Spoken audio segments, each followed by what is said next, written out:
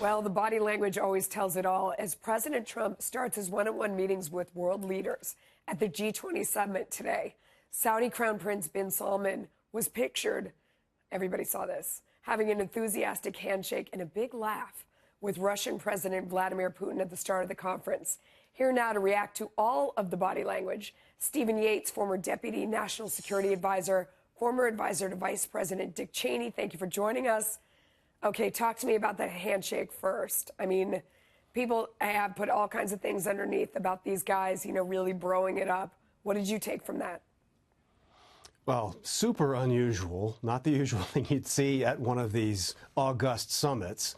Obviously, there's been some talk that would be context before this happens that would explain it beyond my comprehension, actually. But they're the two leaders that had meetings canceled. Maybe they're happy to have some extra time to just be flippant about it. But substantively, this is the problem if we follow basically what the critics and the liberal playbook is.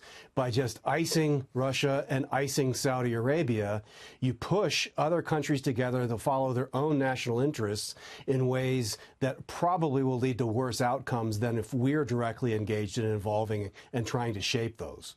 Well, so that's an interesting point. I mean, when you isolate someone, then they turn and they go buddy up with whoever your enemy is. So that's a great point about what that was. So now the group photo, everybody's trying to analyze who is standing where. First of all, President Trump. So on either side of him, he has one of his besties, the Japanese Prime Minister Shinzo Abe. And then he also has French President Emmanuel Macron, who is sometimes his bestie. Sometimes, they go back and forth a little bit. But was that an unusual place for him to be standing? He wasn't next to the host, for example.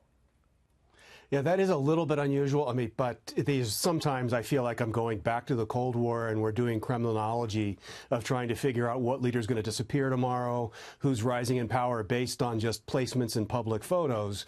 But you're right, though, about kind of the sweet and sour relationship he's had with Macron.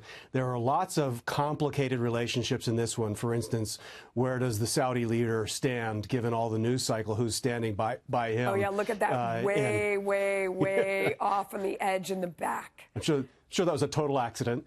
Right. And there's also the questions of who's standing by Putin. And so there's, I imagine, a really complicated game of Tetris that went into figuring out how do these pieces fit together. In reality, I think that as they end up looking at who's next to whom. That's not a bad flanking for the president.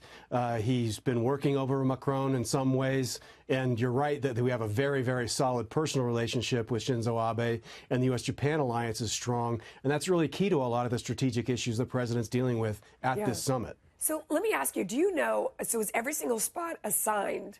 And do they ever go rogue and not stand where they're supposed to? Because I can't imagine someone's going to come out from the sidelines and say, oh, excuse me, President Trump, you're not supposed to be there, yank. You're supposed to be here. So they could just ignore it. How does it usually go? Well, these are obviously very, very scripted. There are markers, and every movement is charted for every one of these leaders. But I remember at one moment when I was working for Vice President Cheney when he made it very clear to me that I was hired to give him advice and he was under no obligation to take it. And some of these leaders feel that way when they're told this is where you're going to go stand. And of course, sometimes they will miss their mark or mix it up. And of course, they were right. Yeah, I can just imagine telling Vladimir Putin exactly where to stand and him listening to that and then not doing exactly what he wants. Yeah, right. Stephen Yates, thank you. Good stuff. Appreciate it.